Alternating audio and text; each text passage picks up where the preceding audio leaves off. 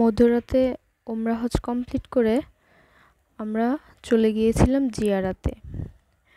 সকালে ঘুমিয়েছিলাম, ঘুম থেকে উঠে ফ্রেশ হয়ে লাঞ্চ করে ঘুম থেকে উঠতে দেরি হয়েছে, কারণ মধ্যরাত্রে ওমরা করতে গিয়ে অনেক ক্লান্ত হয়ে গিয়েছিলাম সবাই। ঘুম থেকে উঠতে দেরি হয়েছে, তারপর সবাই লাঞ্চ করতে গিয়েছিলাম। আসলে ওখানে খাবার দাবারের মক্কাতে খাবার দাবার নিয়ে একটু কষ্ট করতে হয়। অনেক দূরে গিয়ে হেঁটে যেয়ে তারপরে খাবার দাবার কালেক্ট করে আনতে হয় এরকম। আমরা আসলে পরিবারে আমার শাশুড়ি মুরব্বি মানুষ ছিল, হাঁটতে পারতো না, তো যাইতে পারতো না।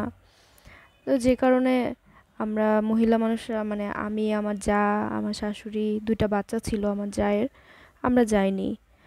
আমার ভাসুর, আমার হাজব্যান্ড, আমার ননাসের ছেলে, ওরা গিয়ে খাবার দাবার নিয়ে চলে আসছে। আমরা হোটেলে বসে সবাই একসাথে লাঞ্চ করে তারপরে জিয়ারা করতে বের হয়েছি। এখানে মিনায় আমরা দেখলাম মিনা, মুজদালিফা, তারপর শয়তানকে যেখানে পাথর মারা হয়, পাথর নিক্ষেপ করা হয় ওইখানে, আরাফার ময়দানে গেলাম। তারপরে আসলে সৌদি আরবে দেখার অনেক কিছু আছে আমাদের মুসলিমদের জন্য, মানে আমাদের বেশিরভাগ ইতিহাস তো ওইখানেই ঘটছে, যে কারণে আমাদের মূলত মানে অনেক কিছু আছে, আমরা অনেক কিছু জানি জানি না, কিন্তু ওইখানে যাওয়ার পরে আপনি যেই গাড়ি রেন্ট করবেন, ওই গাড়িতে যে লোক থাকবে ওরাই আপনাদেরকে বলে দিবে যে এটা এইখানে এটার এটার হিস্ট্রি, এটা এরকম, ওইটা ওরাই আপনাদেরকে বলে বলে শোনাবে। যেমন এই পাহাড়টা হচ্ছে জাবালে নূর। জাবালে নূর, এই পাহাড়েই কুরআন নাজিল হয়েছিল।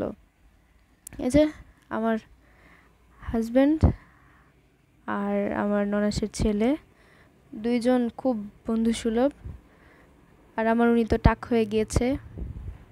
উমরা করতে হলে, হজ করতে হলে মাথার চুল কামাইতে হবে, এটা অবশ্যই করতে হবে। আপনারা জানেন কেন করতে হয়। খুব ভালো লাগছে বিকেলবেলা জিয়ারাতে গিয়ে।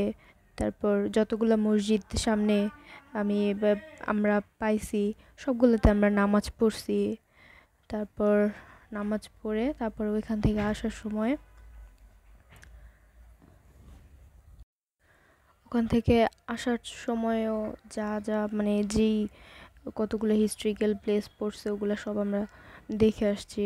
আমাদের যে গাড়ির ড্রাইভার ছিল উনি আমাদের সব হিস্ট্রি বলছে এবং দেখাইছে, সব জায়গায় ঘুরাইছে। তারপরে জান্নাতুল মাওয়াও দেখছি আমরা। তারপর জান্নাতুল মাওয়াতে অনেকক্ষণ দাঁড়াইছিলাম, দাঁড়ায় দেখছি সাহাবীদের কবর, অনেক কিছুই।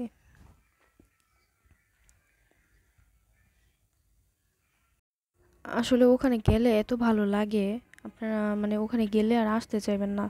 মানে এত খারাপ লাগছে ওইখান থেকে, যখন মক্কা থেকে যখন মদিনাতে গেলাম, খুব খারাপ লাগছে, খুব কষ্ট লাগছে। মানে মনে হয়েছে যে এখান থেকে ওইখানে চলে যাইতেছি, মানে কেমন জানি মনে হইতেছে কি যেন একটা রাইখা চলে যাইতেছি।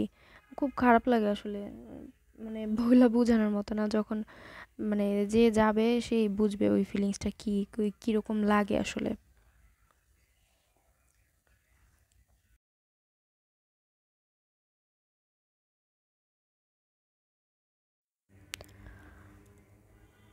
আমি, আমার হাজবেন্ড আর আমার ননাসের ছেলে, আমরা 3জনই গেছিলাম ঘুরতে। মানে ঘুরতে না, আসলে এটা বললে ভুল হবে, জিয়ারা বলে এটাকে, জিয়ারাতে গেছিলাম।